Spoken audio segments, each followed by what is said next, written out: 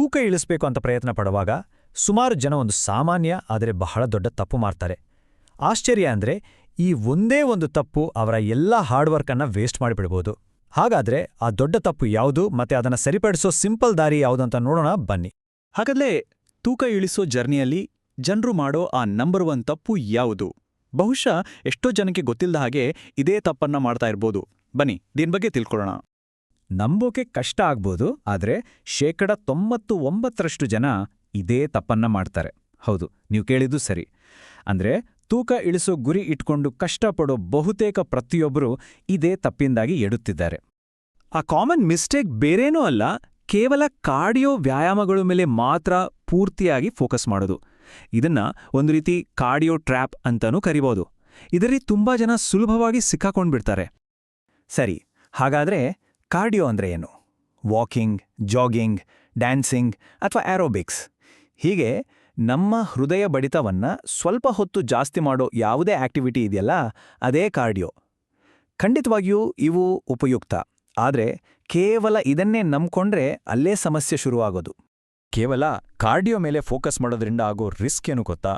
ಈ popular strategy ಅಂದ್ಕೊಂಡಿದ್ದಕ್ಕೆ ಉಲ್ಟಾ result ಯಾಕೆ ಕೊಡ್ಬೋದು ಅನ್ನೋದನ್ನ ಈಗ ನೋಡೋಣ. ನೋಡಿ, ಬರೀ ಕಾರ್ಡಿಯೋ ಮಾಡೋದ್ರಿಂದ ಕೆಲವು ಡ್ರಾಬ್ಯಾಕ್ಸ್ ಇವೆ. ಮೊದಲನೇದಾಗಿ ಇದು ಮಸಲ್ ಲಾಸ್ಗೆ ಕಾರಣ ಆಗ್ಬೋದು. ಸ್ವಲ್ಪ ಸಮಯದ ನಂತರ ರಿಸಲ್ಟ್ಸು ಒಂದೇ ಸಮಕ್ಕೆ ನಿಂತುಬಿಡುತ್ತೆ. ಅಂದ್ರೆ ವೇಟ್ ಲಾಸ್ ಆಗೋದು ಸ್ಟಾಪ್ ಆಗುತ್ತೆ. ಇದರಿಂದ ಬಾಡಿ ಸಣ್ಣ ಆಗ್ಬೋದು, ಆದರೆ ಟೋನ್ಡ್ ಆಗಿ ಕಾಣಿಸಲ್ಲ. ಈ ಫ್ರಸ್ಟ್ರೇಷನಿಂದ ಕೆಲವೊಮ್ಮೆ ಸ್ಟ್ರೆಸ್ ಹಾರ್ಮೋನ್ಸ್ ಜಾಸ್ತಿಯಾಗಿ ಹೊಟ್ಟೆ ಭಾಗದಲ್ಲಿ ಕೊಬ್ಬು ಶೇಖರಣೆ ಆಗೋಕೆ ಶುರು ಆಗ್ಬಿಡುತ್ತೆ. ಆಮೇಲೆ ಅದನ್ನ ಕರಗಿಸೋದು ಇನ್ನೂ ಕಷ್ಟ. ಹಾಗಾದ್ರೆ ಇದಕ್ಕೆ ಪರಿಹಾರ ಇಲ್ವಾ? ಖಂಡಿತ ಇದೆ, ಚಿಂತೆ ಬೇಡ. ಒಳ್ಳೆ ರಿಸಲ್ಟ್ಸ್ ಪಡೆಯೋಕೆ ಒಂದು ಸ್ಮಾರ್ಟ್ ಆದ ದಾರಿ ಇದೆ. ಈಗ ಆ ಪವರ್ಫುಲ್ ಸ್ಟ್ರಾಟಜಿ ಕಡೆಗೆ ನಮ್ಮ ಗಮನ ಹರಿಸೋಣ. ಆ ಪರಿಹಾರ ತುಂಬಾನೇ ಸಿಂಪಲ್. ಕಾರ್ಡಿಯೋ ಜೊತೆಗೆ ಸ್ಟ್ರೆಂತ್ ಟ್ರೈನಿಂಗ್ ಅನ್ನು ಸೇರಿಸೋದು. ಹೌದು, ಈ ಎರಡರ ಕಾಂಬಿನೇಷನ್ನೇ ನಿಜವಾದ ರಿಸಲ್ಟ್ ಕೊಡೋ ಸೀಕ್ರೆಟ್. ಈ ಸ್ಲೈಡಲ್ಲಿರೋ ಹೋಲಿಕೆಯನ್ನೊಮ್ಮೆ ನೋಡಿ. ಬರೀ ಕಾರ್ಡಿಯೋದಿಂದ ಬಾಡಿ ಸಣ್ಣಗಾಗಬಹುದು, ಆದರೆ ಕಾರ್ಡಿಯೋ ಮತ್ತು ಸ್ಟ್ರೆಂತ್ ಟ್ರೈನಿಂಗ್ ಎರಡನ್ನೂ ಮಾಡಿದ್ರೆ ಒಂದು ಟೋನ್ಡ್ ಬಾಡಿ ಸಿಗುತ್ತೆ. ಒಂದು ಕಡೆ ಕಾರ್ಡಿಯೋ ಮಸಲ್ ಲಾಸ್ಗೆ ಕಾರಣ ಆದ್ರೆ, ಈ ಕಾಂಬಿನೇಷನ್ ಮಸಲ್ಸ್ ಬಿಲ್ಡ್ ಮಾಡುತ್ತೆ. ರಿಸಲ್ಟ್ಸ್ ಸ್ಟಾಪ್ ಆಗೋ ಬದಲು ಲಾಂಗ್ ಟರ್ಮ್ಗೆ ಫ್ಯಾಟ್ ಬರ್ನ್ ಆಗ್ತಾನೇ ಇರುತ್ತೆ. ಸರಿ, ಈ ಕಾಂಬಿನೇಷನ್ ಯಾಕೆ ಇಷ್ಟು ಎಫೆಕ್ಟಿವ್ ಆಗಿ ವರ್ಕ್ ಆಗುತ್ತೆ? ಇದರ ಹಿಂದಿರೋ ಸೈನ್ಸ್ ಏನು ಅಂತ ಅರ್ಥ ಮಾಡ್ಕೊಳ್ಳೋಣ.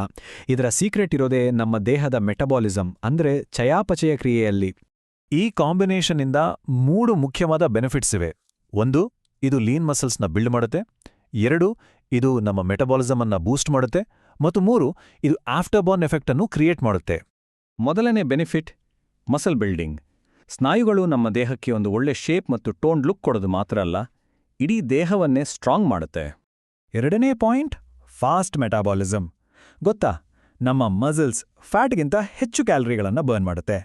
ಹಾಗಾಗಿ ನಮ್ಮ ದೇಹದಲ್ಲಿ ಮಸಲ್ಸ್ ಜಾಸ್ತಿ ಇದ್ರೆ ನಾವು ಸುಮ್ಮನೆ ಕೂತಾಗ ಅಂದ್ರೆ ರೆಸ್ಟ್ ಮಾಡುವಾಗಲೂ ಕೂಡ ಹೆಚ್ಚು ಕ್ಯಾಲರಿಗಳು ಖರ್ಚಾಗ್ತಲೇ ಇರುತ್ತೆ. ಇನ್ನು 3ನೇ ಮತ್ತು ತುಂಬಾನೇ ಇಂಟ್ರೆಸ್ಟಿಂಗ್ ಬೆನಿಫಿಟ್ ಅಂದ್ರೆ ಆಫ್ಟರ್ ಬರ್ನ್ ಎಫೆಕ್ಟ್. ಅಂದ್ರೆ ಸ್ಟ್ರೆಂತ್ ಟ್ರೈನಿಂಗ್ ವರ್ಕೌಟ್ ಮುಗಿದ ನಂತರನೂ ನಮ್ಮ ದೇಹ ಮುಂದಿನ ಹಲವು ಗಂಟೆಗಳ ಕಾಲ ಫ್ಯಾಟ್ ಬರ್ನ್ ಮಾಡ್ತಾನೆ ಇರುತ್ತೆ.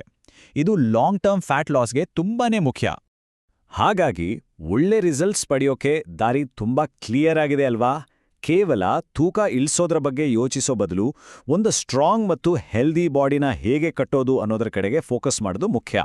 ಒಂದು ವಿಷಯವನ್ನ ನೆನ್ಪಿಟ್ಕೊಳ್ಬೇಕು, ನಮ್ಮ ಗುರಿ ಬರೀ ತೂಕ ಇಳಿಸೋದಾಗಬಾರ್ದು, ಬದಲಾಗಿ ಲಾಂಗ್ ಟರ್ಮ್ಗೆ ಎಫೆಕ್ಟಿವ್ ಆಗಿ ಫ್ಯಾಟ್ ಬರ್ನ್ ಮಾಡೋ ಒಂದು ಸ್ಟ್ರಾಂಗ್ ಬಾಡಿನ ಬಿಲ್ಡ್ ಮಾಡೋದಾಗಿರ್ಬೇಕು. ಇದುವೇ ಒಂದು ಆರೋಗ್ಯಕರ ಮತ್ತು ಸಸ್ಟೈನಬಲ್ ಲೈಫ್ ಸ್ಟೈಲ್ಗೆ ನಿಜವಾದ ದಾರಿ.